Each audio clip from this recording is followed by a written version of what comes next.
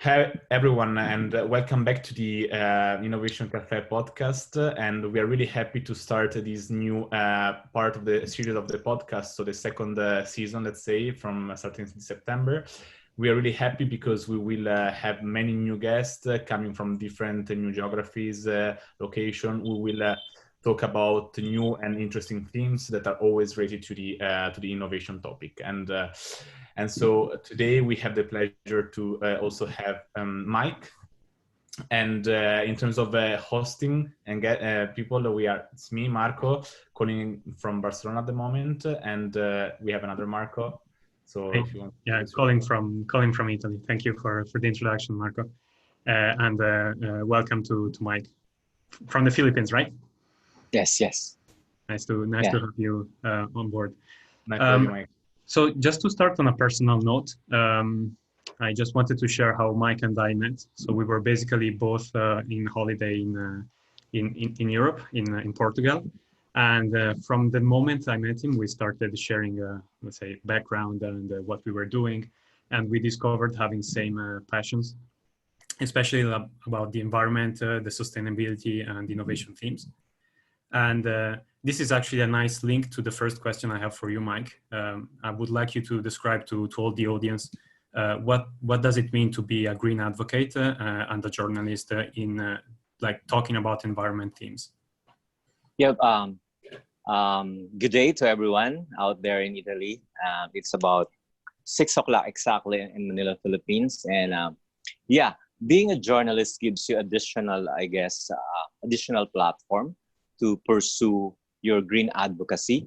Whereas if you're just, if you're a non-journalist and you're not blogging or you don't have a podcast, you really don't have any platform that you can broadcast yourself to a lot of people at a given point in time. So being a journalist gives you that additional tool or a microphone, to kind of pursue your advocacy when it comes to the environment. So it's a platform. And number two, it gives you a lot of experience, and in context, because you see a lot of these things. You cover a lot of people, a lot of causes, and you've seen the news, you've seen the issues develop over time. So you kind of have a grounding when it comes to issues that concern the environment. So more on context and more on a bigger platform.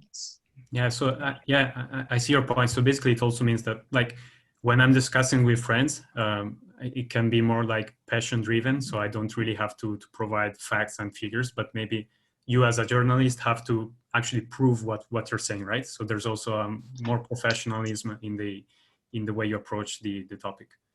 Yes, you always verify, always check your facts, Whereas with friends, we just casually, throw out some ideas and we pick up some of these data and without being validating it first, we can just talk with our friends or, support our argument. Whereas when you're in the media, you be careful with your facts, with fake news so much around these days. And so it's more of you're right, professional way of communicating. Yeah. And based on you shared some articles with me in the past, which I really appreciated, and I wanted to discuss about one. I think it was in May, in which you were talking about the paradigm shift that we can expect after the quarantine and after the COVID pandemic. Now that more months have passed, so like we have 4 or 5 months more of experience, how did your opinion change or shape towards different ways with respect to how the economy should think about the sustainability in a different way? So how do you think, was the pandemic a wake-up call for the economy to think about sustainability in a different way? Yeah. If you will, can I share Sure. I took a screenshot Sure. Would be great. of the article that I wrote. So this is the one. Can you see it? Yes, yeah, that one. Yeah. So charting a greener path towards sustainability. So basically, this was in May. So it was I think at the tail end of the first lockdown in Manila, and you really had a lot of time to think things over. And I was saying that the pandemic is a reset button. gives every one of us a chance, to pause. And I was saying that what should we do when we flatten the curve? In the Philippines, we have yet to flatten the curve, but we're beginning to see the trends toward that. So I said that then at the time that the next battleground will be fought over society's new priorities and the drawing up of parameters, including new types of social behavior that will govern the new normal. In this monumental reshaping of our society, we need more, not less voices and perspectives as we chart a path to a sustainable future. If I just continue for a few sentences, this collective soul searching, as it were, must be guided by the mantra of sustainable development. And basically, I define sustainable development using the broadband, the UN Commission definition that it is the, let me see, is it, yeah, let me get back. Is it your right to take out from the environment in a way that you give the environment a time to, to regenerate itself? Yeah. So you think about the regeneration aspect, and then also the sustainability in terms of will the next generation will be able to enjoy the same benefits that you're enjoying from the environment, from the rivers, from the seas, from the forest, from the land. So that's sustainability. So I was in that article, I was saying that before we go over, because we were expecting at the time that this thing will be over in a few months, right? But it's still here. And so I was saying, hey, before we reach that point, why not we just gather ourselves and think about these things? What's the future looks like when we flatten the curve? And I say that sustainability should be central to it, because this is basically a reset button. And you see how inefficient the pandemic. I know it's costly. A lot of people died and are right now mourning for their loved ones, and a lot of people have lost their jobs. I think the one scenario put out there by one study gives you 140 million to maximum of 340 million jobs will be lost in the first or second quarter. It's a big chunk of the workforce. So this pandemic has exposed to us a solution staring us in the face.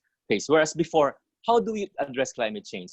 But we cannot let go of coal. We cannot let go of using fossil fuels. That's the number one pollutants in the world and causing these anthropogenic changes like climate change. And because we cannot stop traveling, we cannot stop flying, And if you do that, you stop the economy. Basically, the pandemic gave us the solution staring us in the face. How inefficient is our way of doing things? Now we're doing the Zoom meet. Remember, before, we need to be in an office or a place where you can meet together, or a studio for this thing, right? Yeah. So I have to travel. I have to take a car or to fly. And then, and costly, and to the environment. And health-wise, it's not possible right now. So this pandemic has given us a solution, basically. You can protect yourself, stay at home, minimal going out, and then you stop driving your car, right? And so now the carbon footprint is lessening as we speak without us even doing anything, basically, right? And so for the way the world has been doing its business is very inefficient.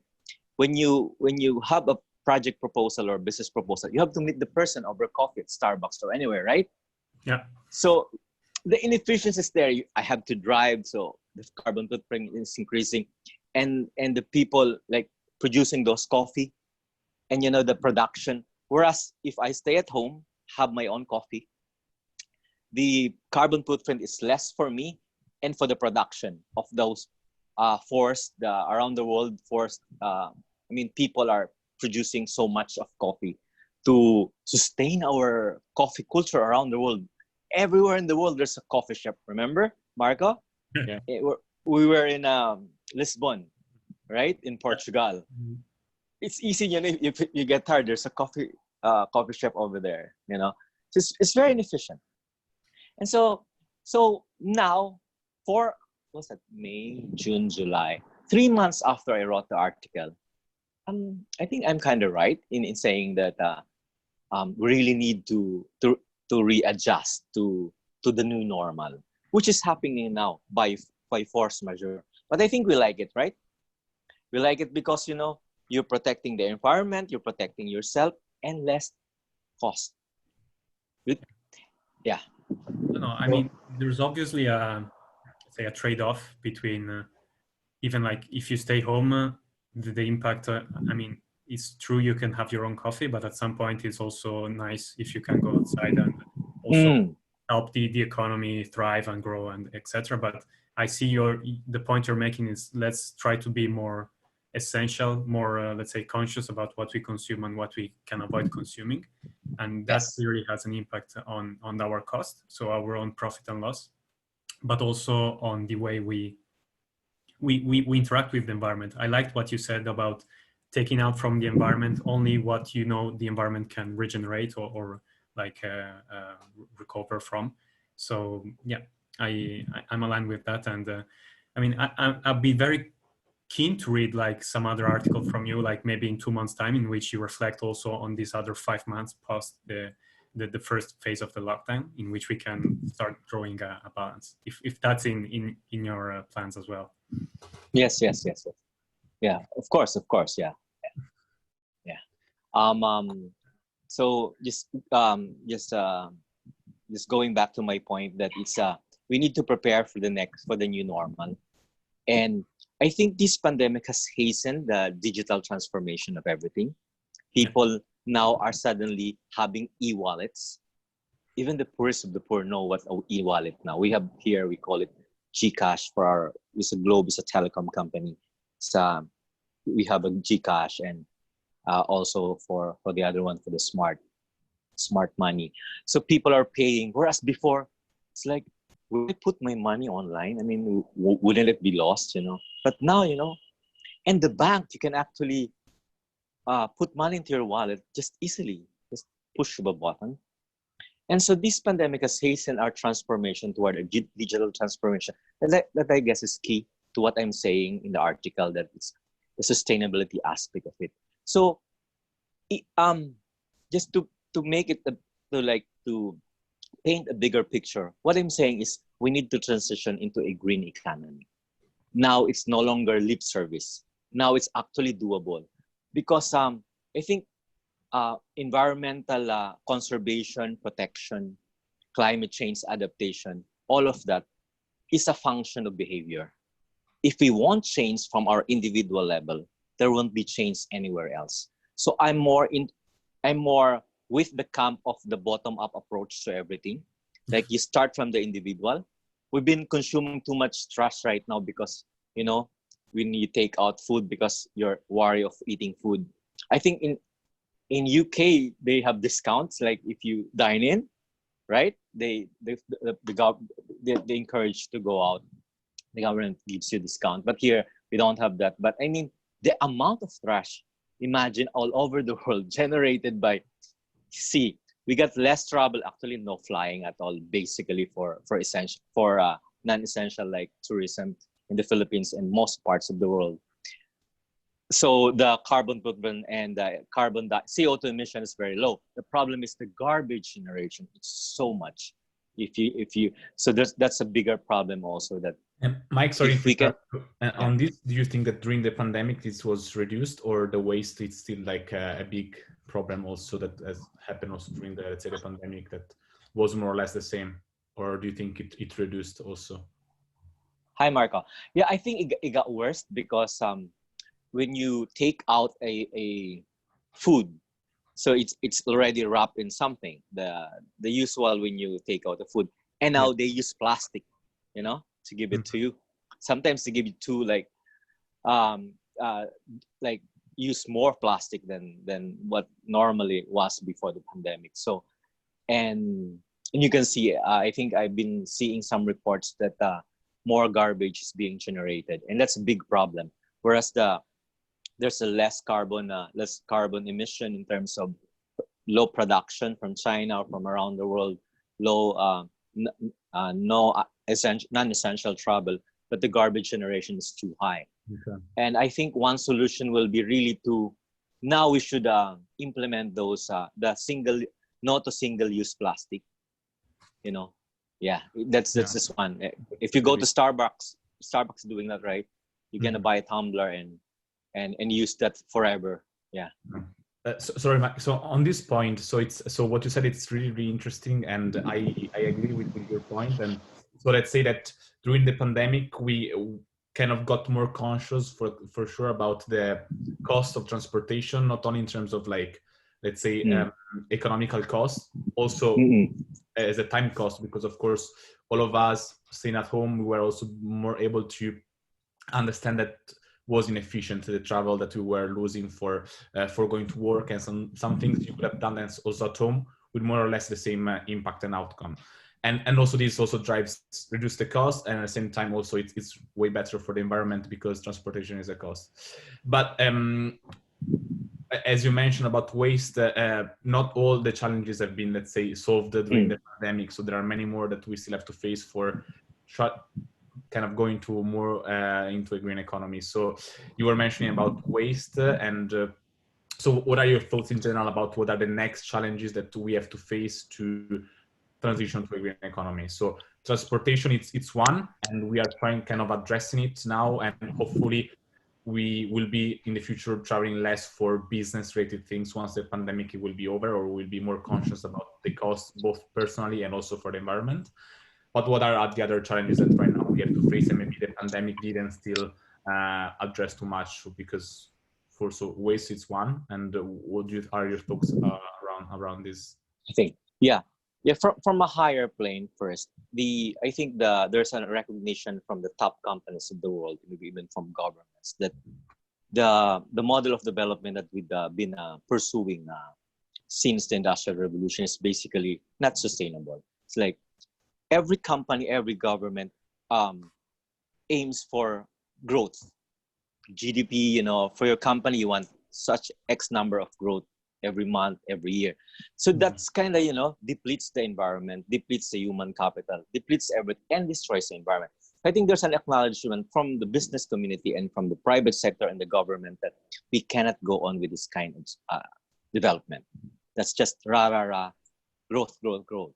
So it's now, I think I heard, I have yet to verify this, but I heard Jack Ma of Alibaba saying that stay alive this year, even if you don't profit in it by 1 peso or $1 this year, but you stay alive until next year, that's already a profit. Right? What will you do with money if you're dead anyway, right? So it's the recognition that we cannot go on like pursuing growth, that there must be lulls. There must be, you lessen the dependence on growth, but you now have to make it more sustainable in a way that it can encompass all the aspect of human society, especially happiness, fulfillment, diba? Staying with your family. Those things are not measured. The economic models that we have don't measure happiness. They don't measure fulfillment. They don't measure the achievement of your goals, which are part of your being a person.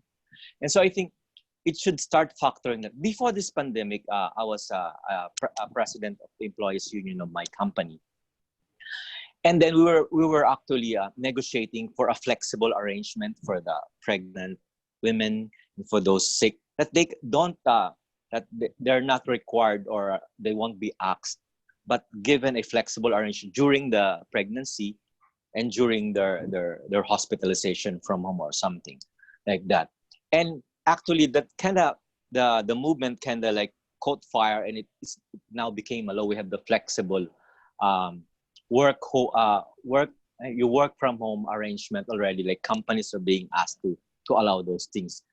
So I guess that's one, the recognition that our work the work environment should change with the times. So transportation, you mentioned, less non-essential travel. Number 3 is that we should stop and campaign for a stop to single-use plastic. It's really I think more than 50% to 70% of waste that goes into the ocean comes from land, because the landfills get filled up easily, and there's an inefficient way of collecting them, and so that's one. And I think some companies are now transitioning into greener options. So like they buy back, a company I wouldn't name is buying back all their plastic products, that the wrappings and the tubes, like the toothpaste, and then they're buying it back and recycling them and using them again for the next products. So so it's from consumption to the way we work to the way we dispose, the way we travel. Those things I can think of right now. Yeah. And so on this topic, it's really interesting and also gives me a lot of interest. So I guess one of the, let's say, main issues that in economy we call it the externality. So this is like a principle that in economy goes a lot. It's about like something that you do that has an impact on someone else, but you don't acknowledge it as yourself or something like that.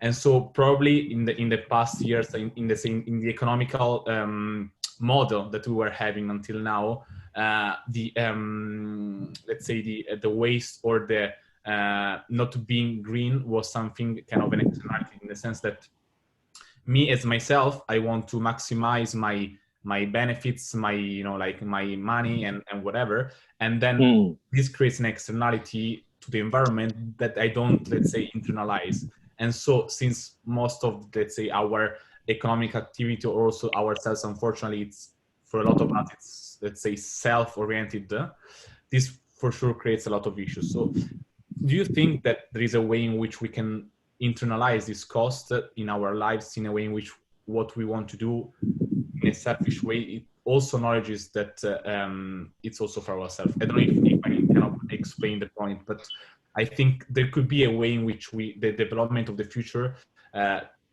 is based on a model in which, at the end, this profits also ourselves, to help the environment and to make it better. So I think that's also something that we would try to work on, something like that. And I think that some of the companies are trying also to acknowledge in this, that of course, like, it's not only profit, but also something more. So we, as a company, I internalize that there is a cost that I'm creating, and I want to maximize also, let's say, the shareholders, stakeholders' happiness in some way. So I think that also something that is changing on that side. And yeah, this? I just remember the 2 points. One is the gross national happiness that we should be having. I think Bhutan has that. They measure the success in terms of gross national happiness. I like that. Number two is the realization, by the way, that a lot of countries for the last decade or more have invested on tourism. Thailand, Vietnam, the Philippines, most of those countries. I guess in half of or more of Europe is basically tourism, tourism areas for a lot of people from around the coming from around.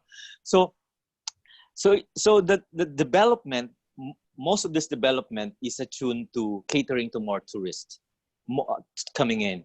And I think the environment, the protecting the environment, conserving the environment, and even talking about the carrying capacity of the environment has been left behind. Those things have been left behind. And so now it's now a realization that you see, tourism is the biggest multiplier of jobs, from the boatman to the vendor to the airlines to the tricycle or the motorbike, etc., etc. But when you stop tourism to a certain place, like now, you kill or you end all those jobs. So I think there's a realization now. I think that we cannot forever benefit from the environment in a way that's not sustainable. So I think that one suggestion and one proposal that has been brought up in the past but been implemented in a haphazard way is you close the area for 3 months, for 2 months in a year, just to allow it to regenerate, to clean up, to rehabilitate, and to let the animals. We've been seeing a lot of whale sharks all over the world, right? Whereas before you could see them out into the ocean. But in the Philippines, a lot of sighting now. And one of the reasons given is not much noise from the boats. So that now they come in. Wow. And the dolphins too.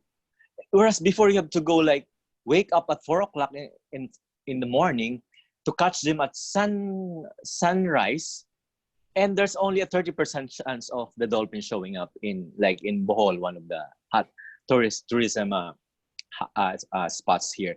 So it's really a great time to to really reset the button in a way that like a whole of society approach to changing our mindset. And I like what you're saying. It's basically we can actually continue doing what we're doing, but in a way that it will benefit a lot of people and also benefiting yourself. So like finding the right balance. No, we cannot just stop traveling, it will stop the whole world. But we can actually minimize it to business travels, to essential travels, to tourism for a certain number of months only for the same areas. So we can minimize.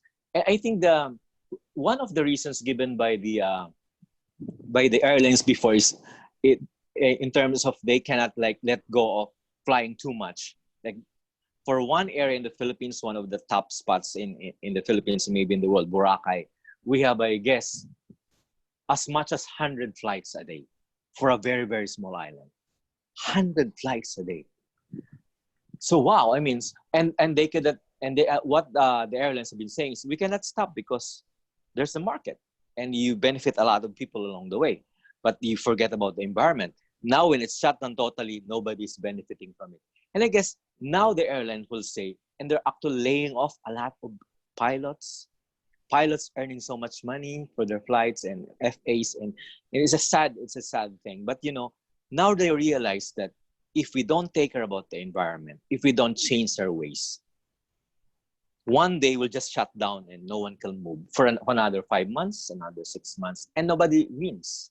It's better to like do it gradually, the change, but steadily, like that. And to Marco's point, I think, and it also relates to the fact that you were saying that people are becoming more conscious from an individual perspective. I think, and I would like your very briefly on this point, your opinion that, I mean, customers, our consumers, are starting to prefer or pick one company over the other, also based on their CSR commitment or their corporate social responsibility. Agree. If you're green, I might pick you like ceteris paribus. I prefer you. But if you're destroying the planet or really not caring about others, I'm not buying your products. Yeah, especially the cheap airlines, really, right? Now they're forced to be green because they've been saying, but we give people the cheapest fare out there. So I mean, can you expect us to have so much money for CSR, for environmental protection, for lessening our carbon? Now they cannot say that, right? Because people will like choose the one that's kind of be mindful of the environment. So I guess the winner here is, well, in my article I said the environment is actually on a sick bay too, and it's actually trying to heal itself right now. And in the first 3 months of the pandemic, the coal production and consumption has been down by 8% compared to the last year, and they're projecting as much as 25% drop in demand for coal. Yay! In Europe, in the US, 25 in Europe, I think 20% or vice versa in the US, in China, in India. This is bad for business. I know, for growth, for hiring people, but in the long run, it benefits all of us, right? In the long run, it benefits all of us. I mean, it's shifting your resources from, let's say, coal to maybe using the power of wind or the sun or whatever. The renewables, right? Yeah. The renewables, yeah. Because coal is really, there's no such thing as a clean coal. It's one of the dirtiest fossil fuel out there. Nice. So in the ship, you're asking about the ship to sustainability. We should ramp it up. Solar, hydro, wind. They're available and free. It's just the technology is still in the nascent stage, so it's expensive to roll out. But so the government should now step in and spend. Like if you're a startup starting a solar company, pay like 30% of your capitalization or loan the amount, a very minimal interest. So you encourage people to have jobs, create jobs, and yet protect the environment. So these are like the out-of-the-box solutions to our problem. You now create jobs, but you now protect the environment, right? Not 100%, but there's no 100. At least we're doing something better than before the pandemic. Yeah. Exactly. So yeah, so let's say bottom line, we can create jobs and also wealth while protecting the environment and caring about that. So they are not, let's say, one out excluding one to the other. So I think that we really Yeah, have. not exclusive. There's none. It's not exclusive. Yeah. So on this point, we had like a last major topic we wanted to discuss with you. So since we are a podcast about innovation, we wanted to understand a bit the relation between innovation and sustainability. So innovation and sustainability are two topics that are really much correlated. And so in general, there is a lot of correlation between these two, especially now. So one of our ideas and hypotheses is that actually at the moment, you cannot have innovation without sustainability. And so we want to know what's your point on this? Do you think that at the moment, these are really much together and innovation is sustainability in a sense to help the environment and to create something new that helps on that? I will go back to the main issue at hand. We only have one planet. You cannot keep on innovating without protecting the environment unsustainably. We'll end up in Maldives. They say they have a few islands there, and the rising sea level have been bedeviling them for years or decades now. And the Prime Minister said that we can only push back as much because there's already the sea behind me, because the rising sea level, because of global warming, climate change. So innovation without sustainability is a dead end. You cannot keep on. And also when you actually innovate, you become more efficient. You take from the environment what the things that you need, right? Because that's why you innovate. You use technology to solve the problems that we can't solve before. So like a lot of problems with example for climate change. How do you address global sea level? You cannot just stop the sea level. Even if we stop using coal and fossil fuel today, I think they call it the climate I forget this climate forcing. It's like it stays for a while, right? You cannot just change the weather or the climate in 1 year. Forcing, right? Climate forcing. It takes a while. So even if we stop destroying the environment right now, the effects will be felt for the next 10, 20, 30, 40, 50 years.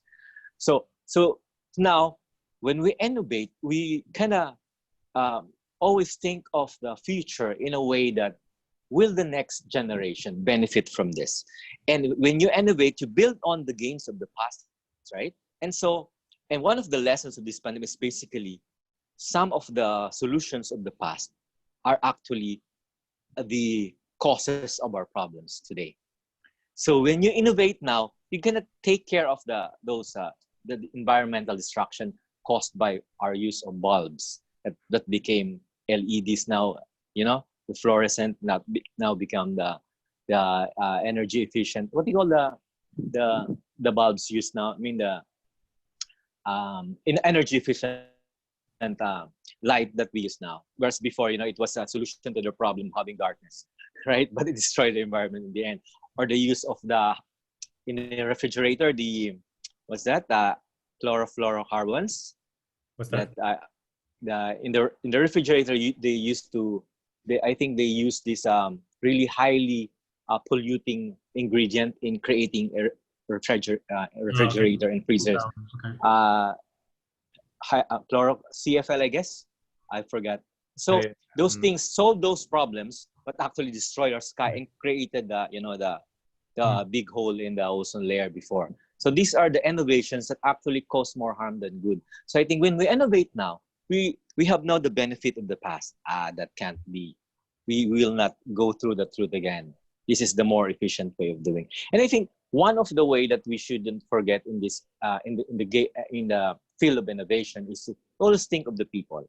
People are not extra layers. People are not X number. People are the heart of what we're doing. So when we innovate, the people should benefit first, right? More than greed, more than corporate greed, more than business goals. So will that benefit the people?